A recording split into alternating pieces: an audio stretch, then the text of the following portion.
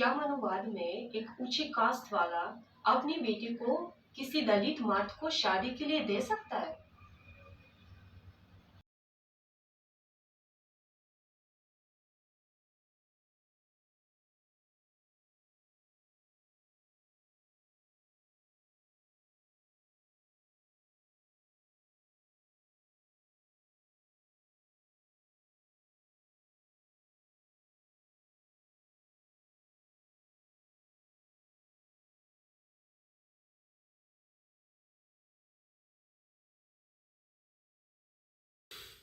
मनुवाद में अंतरजातीय विवाह तो है।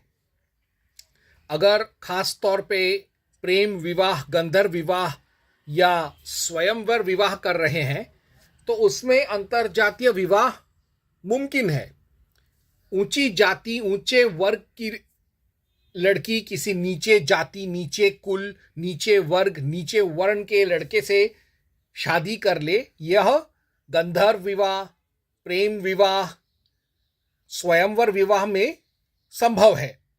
मगर क्या कोई ब्राह्म विवाह, प्राजापत्य विवाह अर्थात अरेंज्ड मैरिज में कोई ब्राह्मण, सवर्ण, ठाकुर अपनी ऊंचे जाति, ऊंचे कुल, ऊंचे वर्ण, ऊंचे वर्ग की खुद की बेटी का शादी अपनी मर्जी से कन्यादान द्वारा कराएगा किसी दलित के साथ? ये एक ज्वलंत विषय है और आज इसका मैं निराकरण करूंगा, करके ही रहूंगा।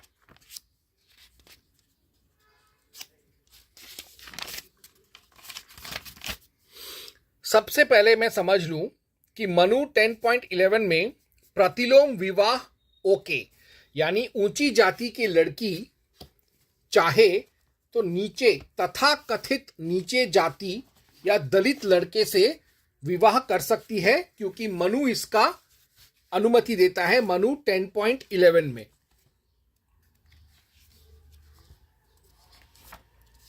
तो मनु 10.11 कहता है, अनुलोम से पैदा हुए पुत्रों को कहकर अब प्रतिलोम से पैदा हुए पुत्रों को कहते हैं।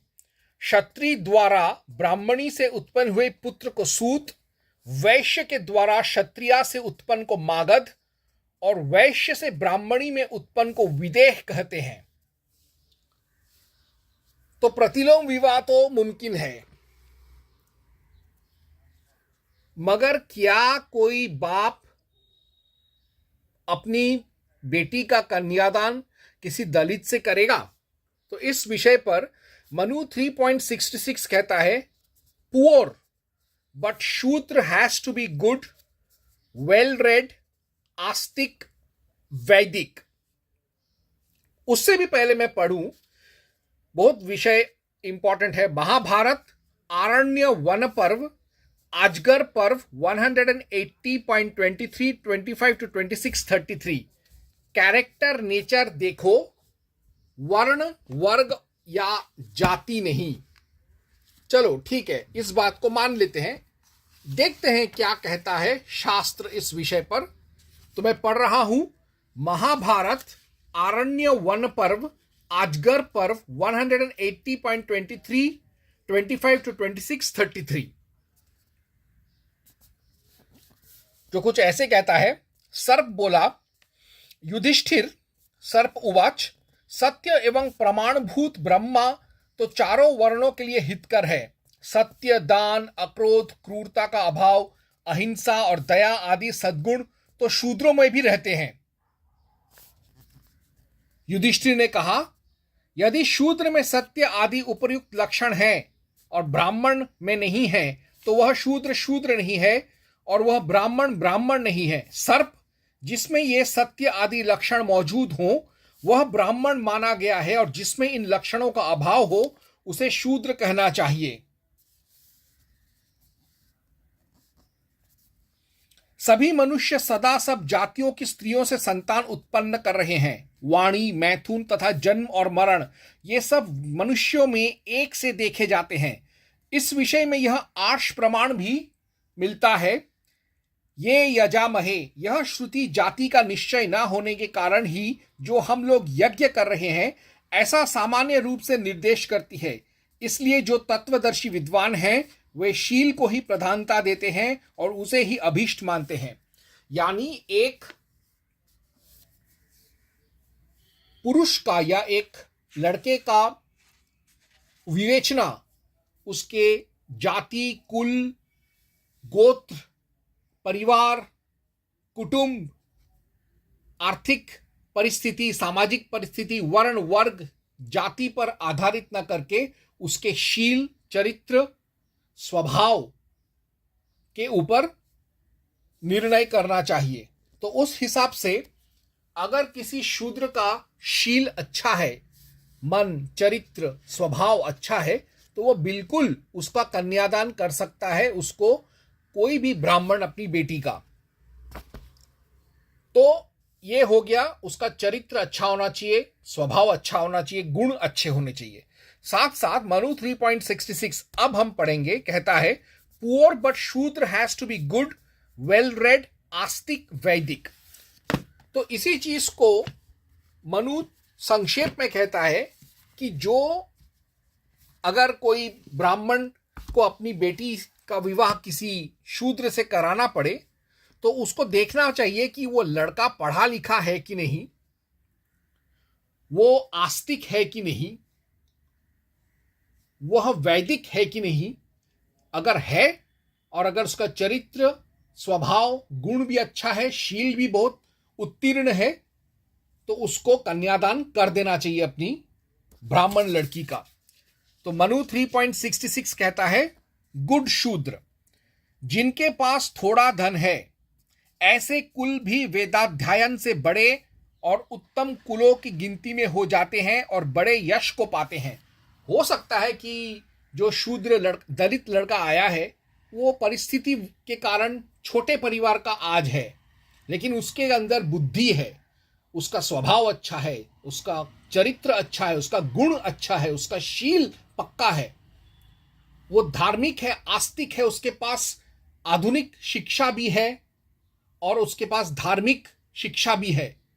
तो ऐसा लड़का ऑलमोस्ट ब्राह्मण है और ऐसे लड़के का यश एक ना एक दिन आगे जरूर बढ़ेगा।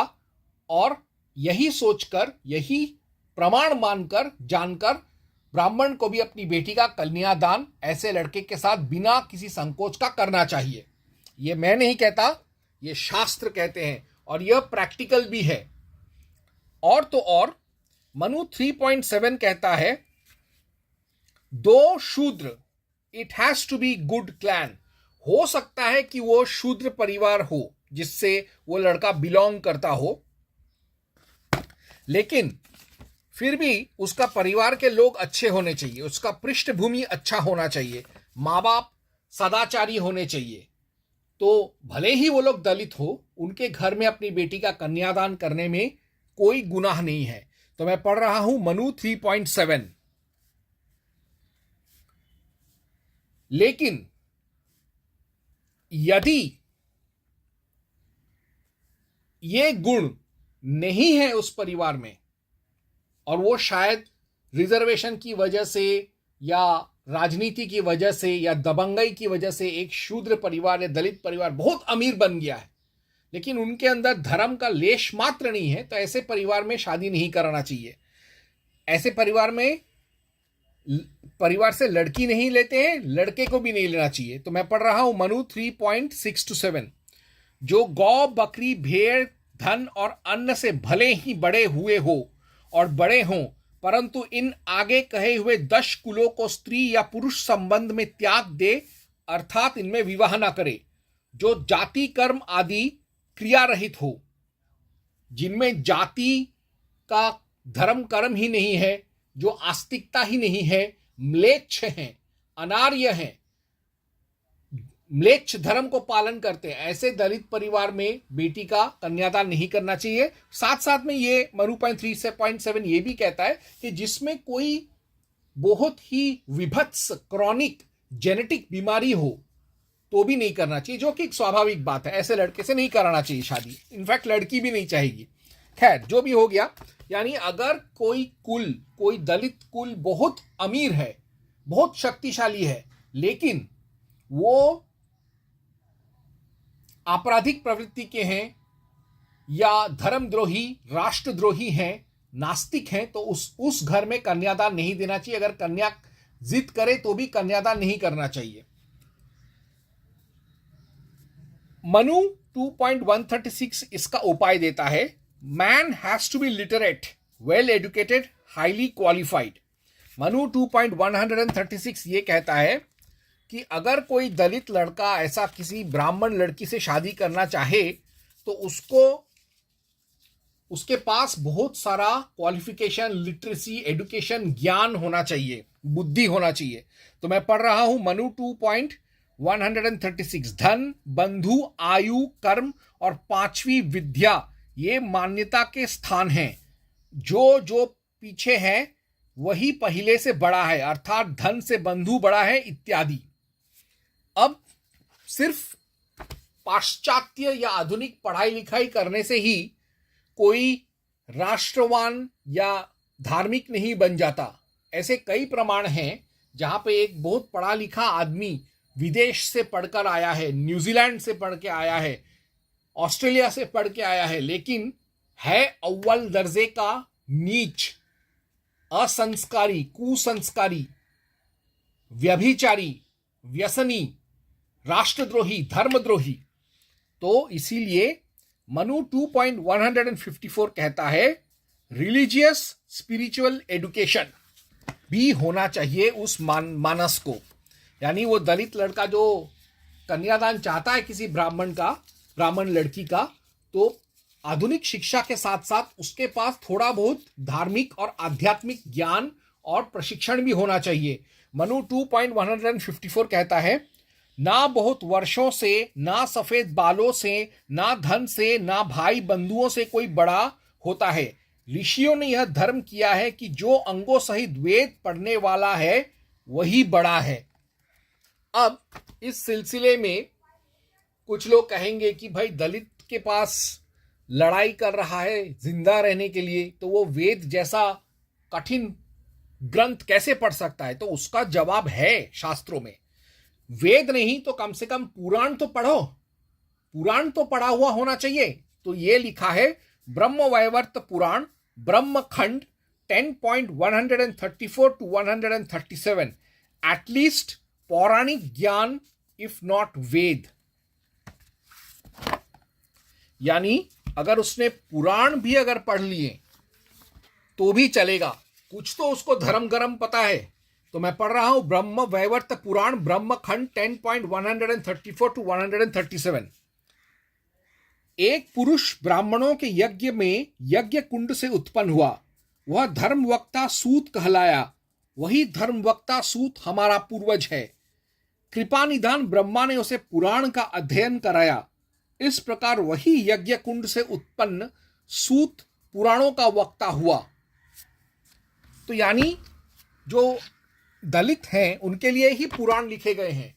अगर उनके पास समय नहीं है, अगर उनके पास गुरु नहीं है जो उनको वैदिक संस्कृत पढ़ा सके, तो कम से कम बोलचाल का संस्कृत से ही वो पढ़ सकते हैं, या उसका हिंदी या अंग्रेजी अनुवाद पढ़ सकते हैं किसी हिंदू लेखक द्वारा।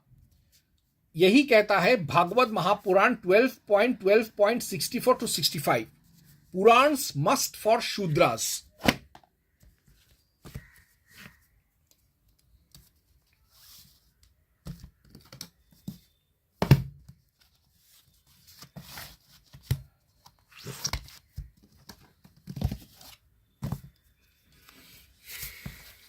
तो मैं पढ़ रहा हूं भागवत महापुराण 12.12.64 to 65।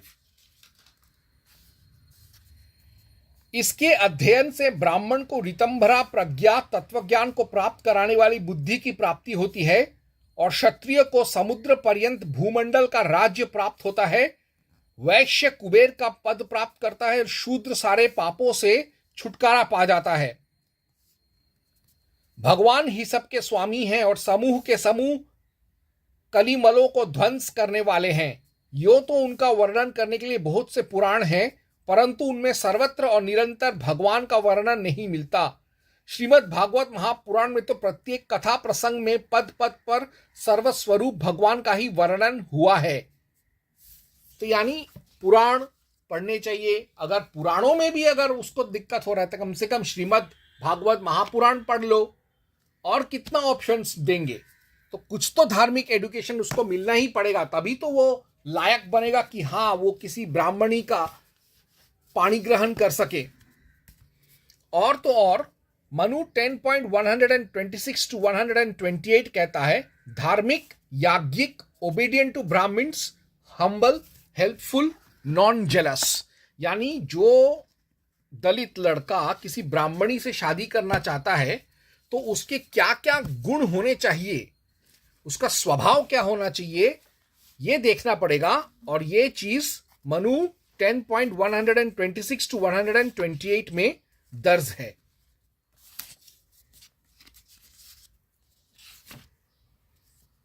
मनु 10.126 to 128। लहसुन आदि बुरी वस्तुओं के खाने से शूद्र को पाप नहीं है। वह उपनयन संस्कार के योग्य नहीं है और अग्निहोत्र आदि यज्ञों में उसका अधिकार नहीं है और पाक यज्ञ आदि धर्म कार्यों का उसे निषेध भी नहीं है। वह भले ही करे। धर्मज्ञ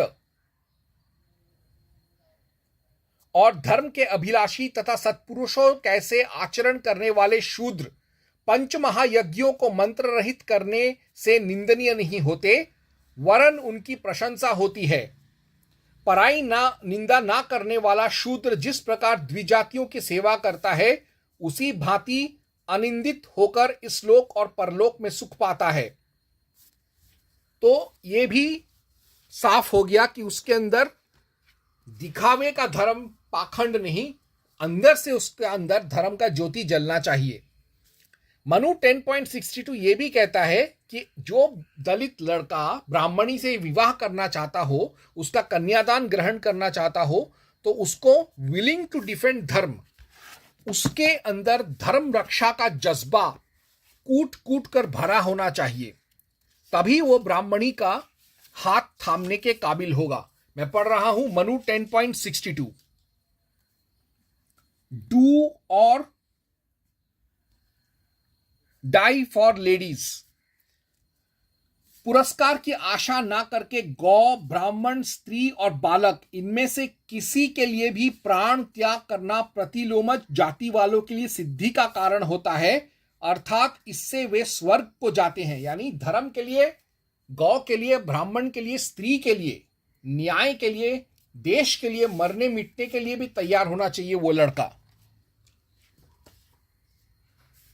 मनु 3.5 ये भी कहता है कि चूंकि सारे ब्राह्मण, क्षत्रिय, शूद्र, वैश्य सबका गोत्र एक होता है, ऋषि जो होते हैं उनके पूर्वज एक होते हैं, इसलिए इस बात का भी ध्यान रखना पड़ेगा कि वो दलित तो है लेकिन वो ही शुड नॉट बी सगोत्र, सकुल, सपिंड। ये बहुत जरूरी चीज है हिंदू धर्म में। वो सपिंड नहीं होना चाहिए, वो सगोत्र नहीं होना चाहिए, सकुल नहीं होना चाहिए। तो मैं पढ़ रहा हूं मनु 3.5। जो पूजनीय माता की सपिंडा अर्थात पूजनीय माता की 7वीं पीढ़ी में नहीं है और जो पिता के गोत्र और सपिंड की ना हो, ऐसी स्त्री और पुरुष द्विजातियों को अग्निया, ध्यानादि स्त्री कर्म, पुरुष कर्म और मैथुन में श्रेष्ठ होती है। अब ये तो बात हो गया कि चलो अच्छा दलित वर मिला, उसके कन्यादान कर देंगे, लेकिन उस दलित लड़के के ऊपर एक जिम्मेदारी भी है। वो क्या है? मनु 10.98 लीव शूद्रत्व। जितनी जल्दी हो सके उसको शूद्र भाव छोड़ देना चाहिए। वो जो छोटा काम अगर कर रहा है, जितनी जल्दी हो सके किसी भी हालत में उस काम को छोड़कर मेन स्ट्रीम सोसाइटी में आना पड़ेगा। मनु 10.98 लीव शूद्र लाइफ। वैश्य, यहां वैश्य का एग्जाम्पल दिया हुआ है। वैश्य निज धर्म से जीविका करने में असमर्थ हो या शूद्र जीविका करने में असमर्थ हो तो निषिद्ध कर्मों को छोड़कर शूद्र वृत्ति से जीविका करे, परंतु समर्थ होने पर शूद्र वृत्ति छोड़ दे। अब ये सब तो हो गया, यानी शास्त्रों में दलित लड़का अगर अच्छा है तो उसके साथ कन्यादान करने में कोई पाप नहीं है, उसके साथ अपनी बेटी का विवाह करने में कोई पाप नहीं है, कर सकते हैं। लेकिन मनु एक सावधानी चेतावनी भी देता है। मनु 3.161 कहता है, बिगट, एथिस्ट, एंटी वेद, धर्म हेटर, अर्थात आज के जमाने के गे बीम बैंड हैं, यानी ये जो भीम आर्मी वाले जो लौंडे हैं उनके साथ तो कभी भी विवाह नहीं करना चाहिए, ये मनु कहता है। मनु ऐसा क्यों कहता है? क्योंकि मनु कहता है कि जो पाखंडी है, जो नास्तिक है, जो वेद विरुद्ध है, जो वेद निंदक है, जो धर्मद्रोही है, राष्ट्रद्रोही है, समाज विरोधी है, असामाजिक है, जो लोग देवी देवताओं का अपमान करते हैं, रीति रिवाजों, कर्म कांडों, पूजा पाठ का असम्मान करते हैं, जो कि अक्सर भीम आर्मी और गे बीम वालों में पाया जाता है, यह नकारात्मक प्रवृत्ति, ऐसे लड़कों के साथ कन्यादान नहीं करना चाहिए, ब्राह्मणी का या सुवर्ण लड़की का। तो यह लिखा है मनु 3.161 में। जिसे मिर्गी, गंडमाला और श्वेत कुष्ठ का रोग हो और जो चुगलखोर, उन्मत्त, अंधा और वेद निंदक हो यानी धर्मद्रोही हो, ये सभी हव्य कव्य में मने हैं। हव्य कव्य में मने हैं मतलब ये शादी का भी पूजा पाठ और कर्मकांड में वर्जित है इनको आना, और इनको कन्यादान भी करना प्रतिबंधित है। और इस चीज को मनु 9.89 अच्छे अंदाज में समझाता है। कहता है मनु 9.89 में, keep her eternally spinster but don't give to bad man. यानी मनु कहता है मनु 9.89 में कि किसी भी लालच में आकर, भावनाओं में आकर, किसी राजनीतिक लालच में आकर, लोभवश अपनी बेटी का या हठ के बलबूते अपनी बेटी का कन्यादान किसी बदतमीज आदमी से नहीं करना चाहिए, बुरे आदमी से नहीं करना चाहिए। उसको घर में बिठा कर रखो, लेकिन उसकी शादी किसी बुरे आदमी से करके उसकी जिंदगी बर्बाद मत करो। यह लिखा है मनु 9.89 में। ऋतुमती होने पर भी चाहे कन्या जन्म भर घर में ही रहे, परंतु इसे किसी निर्गुण पात्र को कभी ना दे। इसका एक अर्थ यह भी होता है कि आजकल के जो गे भीम वाले हैं, भीम आर्मी वाले हैं, जो जिद करते हैं कि हम हिंदू धर्म को गाली देंगे, देवी देवताओं को गाली देंगे, कर्मकांड को गाली देंगे, राष्ट्र को गाली देंगे, वंदे मातरम को गाली देंगे, जनगण मन को गाली देंगे, भारत माता को गाली देंगे, राम कृष्ण को गाली देंगे, शिव को गाली देंगे, शिवलिंग को गाली देंगे, ब्राह्मणों को गाली देंगे, ठाकुरों को गाली देंगे, धर्म को गाली देंगे, वेद पुराणों को गाली देंगे, मनुस्मृति को गाली देंगे, और फिर वो ये चाहते हैं कि हम तुम्हारी घर की लड़की से अपना विवाह करेंगे। ये पॉसिबल नहीं है, ये मना हुआ है। अगर दलित अगर अच्छा है, अगर वो हिंदू है, नास्तिक नहीं है, आस्तिक है, वेद पढ़ने वाला है, पुराण पढ़ने वाला है, श्रद्धा है उसके अंदर, धर्म रक्षक है, तो शादी कराएंगे दलित के साथ, वरना नहीं कराएंगे। तो हाँ, दलित से शादी करा भी सकते हैं, नहीं भी करा सकते हैं। उसको तभी मना करेंगे अगर वो जय भीम टाइप का लड़का हो तो। लेकिन अगर वो अच्छा धार्मिक किस्म का दलित लड़का है, चाहे वो ST, SC, OBC, DT, SBC हो, उसके साथ शादी कराने में, उसका पाणी ग्रहण करवाने में, कन्यादान करने में, विदाई करने में कोई पाप नहीं है, यह धर्म संगत है। लेकिन आज के जो भीम आर्मी के जो गुंडे हैं, इस तरीके के धर्मद्रोही के साथ, दलित के साथ नहीं करना चाहिए। अच्छे दलित लड़के से शादी करा सकते हैं, लेकिन बुरे बाम से भीम आर्मी के कैटेगरी के दलित लड़के के साथ शादी कराना महापाप है, वर्जित है हिंदू धर्म में। यह मैं सीधा सीधा कह रहा हूं। ओम हं हनुमते नमः।